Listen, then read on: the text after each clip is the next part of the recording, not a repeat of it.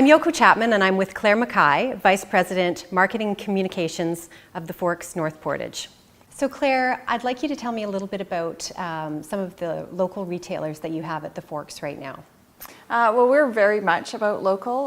Almost everything at the Forks is either made locally or is owned by someone local. So we have 50 retailers within the Forks market. Every single one of them is a mom and pop. You won't find a chain among them.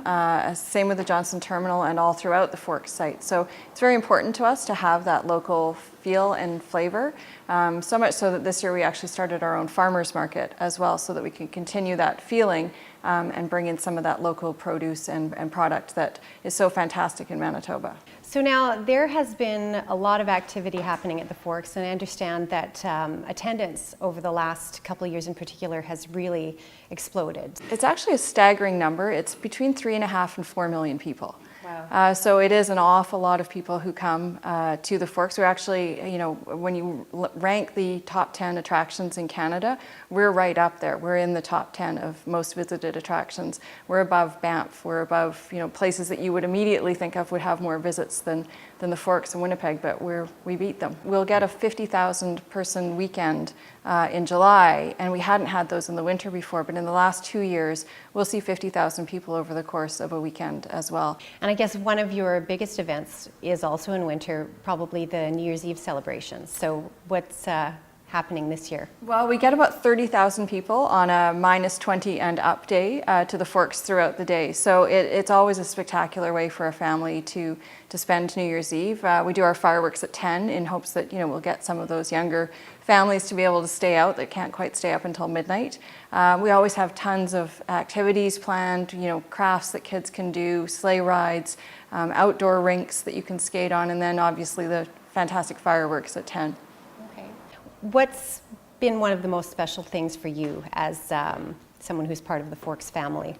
I think it probably changes every year. I have been there 10 years, so my favorites have changed over the years. I do love on the site, my favorite place on the site is Udena, which is a celebration circle generally used by Aboriginal peoples for their celebrations, and I love it. It's one of the most placid places on the site. But then I like the big events as well. I was really impressed with our Barge Festival.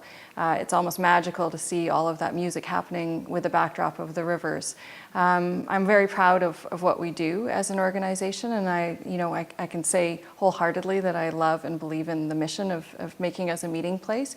And each and every year we try and do something different to make sure that we still retain that feeling in people's hearts that people want to come and meet at the Forks. Well, I think 2015 is going to be quite a year for tourism for us, and so now we're top 10, so where do you think we'll be this summer? There's so many amazing things happening in the city this year, particularly at the Forks. Yeah, not just at the Forks, so you're right. Mm-hmm. I mean, the Assiniboine Park has wonderful new attractions. The Canadian Museum for Human Rights is obviously going to be a big draw for the next year.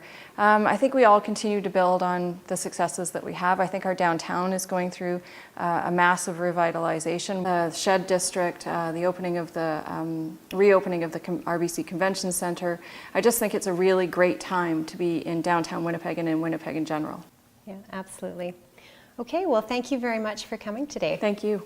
So if you'd like more information about the Forks, go to www.theforks.com. I'm Ayoko Chapman, and I'm with Isabel Machado, owner and manager of Algonquin Travel and Cruise Center. So Isabel, I'd like to ask you a bit about what some of the biggest trends in the travel industry are right now.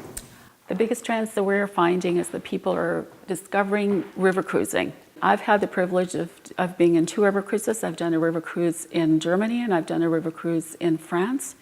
And I'm very excited when people come in and actually are wanting to learn more about it.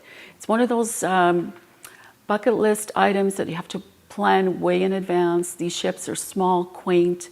You visit very, very quaint little cities and towns. You get to experience the local cuisine, the local wines that are paired with your dining. It's a very casual way to travel.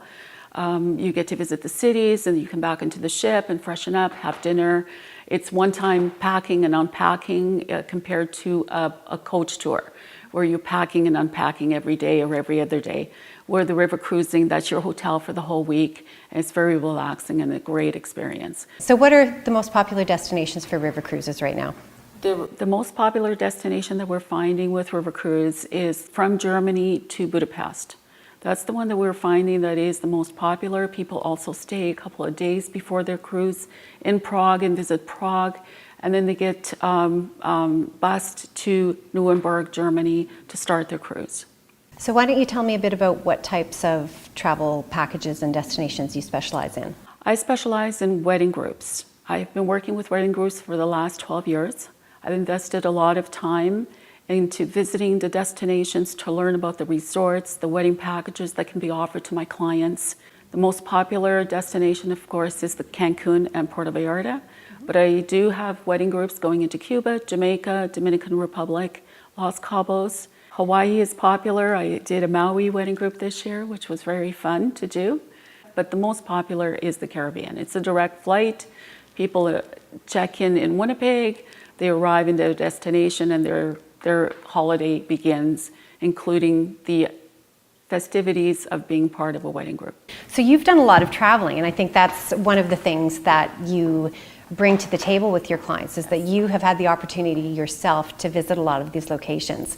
So do you want to tell me a bit about some of the places you have been that you've found to be really rewarding and would maybe recommend to your clients? I do a lot of Caribbean destinations. I do a lot of Mexico. I try to go at least once a year because, as we know, there's a lot of new resorts, name changes. You need to keep up with the trends, the wedding packages. But I've also traveled to Barcelona. I've also traveled to Australia and New Zealand. I've been to Bangkok. I've been to Italy, which is one of my favorite destinations in Europe, is Italy. And Caribbean, I must say, I really, really enjoy Jamaica. I've done a lot of ocean cruises also, and a couple of river cruises. So been very fortunate, looking forward to doing more experience, new destinations, new experiences. Okay, so you've been to a lot of places. You seem to have a lot of favorites, but is there one in particular that stands out to you as sort of your most memorable and amazing trips ever? Italy is my favorite. I would love to go back to visit, and of course you can't visit Italy in just one trip. You have to do more than one, do all the different areas. Venice is very, very beautiful. Really enjoyed my visit to Venice. Would love to go back.